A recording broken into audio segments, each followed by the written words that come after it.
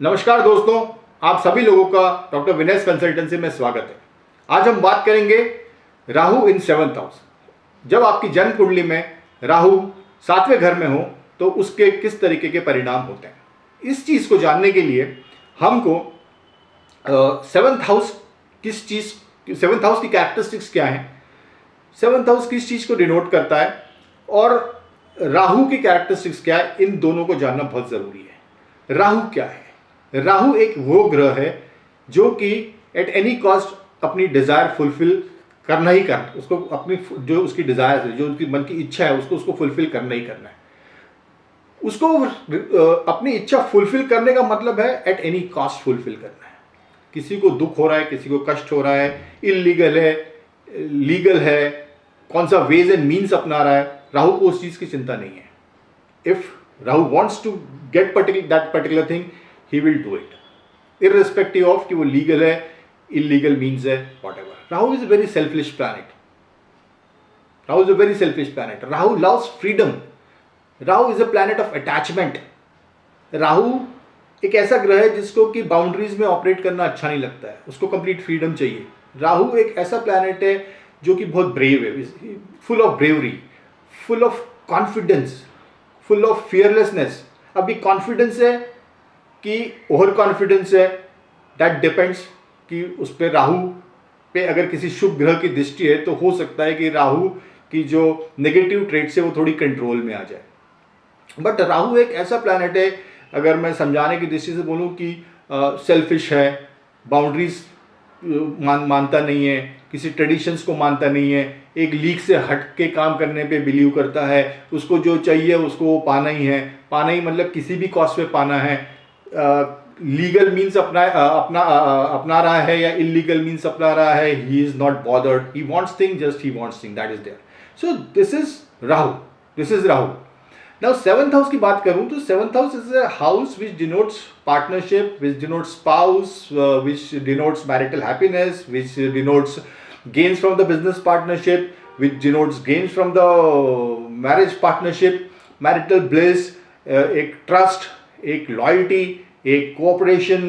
This is seventh house. एक boundaries में operate करना, एक दूसरे का ख्याल करके ऑपरेट करना, एक अंडरस्टैंडिंग रखना, this is the characteristics of seventh house. Now a planet like Rahu, as I describe, ये प्लैनेट जब सेवंथ हाउस में आएगा, दोनों की जो कैरेक्टरिस्टिक्स है, राहु की कैरेक्टरिस्टिक्स, जो प्लैनेट की कैरेक्टरिस्टिक्स और जो हाउस की कैरेक्टरिस्टिक्स है, वो मैच नहीं करेगी। There is a imbalance, because Rahu boundaries तोड़ना पसंद करता है।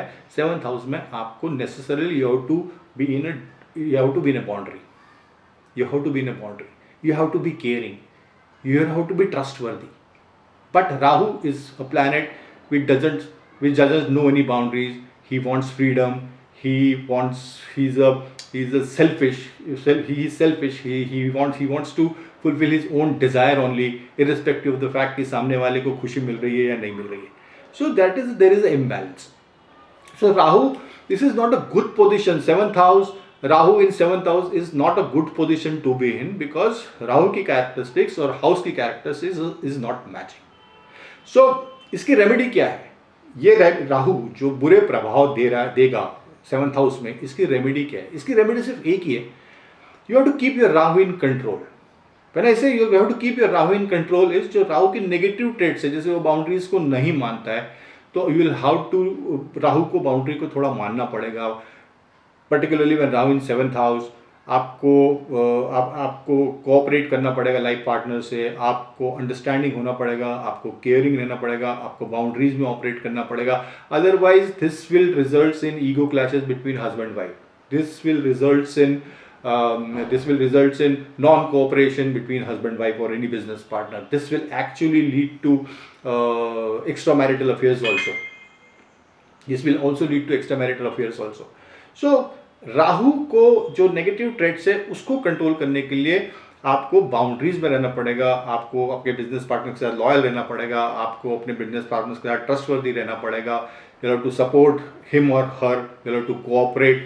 सो ऑल दैट, ये सब चीज आप जब करेंगे, तो राहु जो आपका अशुभ प्रभाव दे रहा था वो शुभ प्रभाव देना पड़ेगा। और वो जो चीज़ नेगेटिव रिजल्ट्स आ रही थी, जितने भी gains which is suppose to be gains from 7th house in terms of business partnership, is of marital happiness, understanding and support to each other, so वो राहु जो अशुभ था वो शुभ हो जाएगा और आपको शुभ परिणाम देना शुरू कर देगा।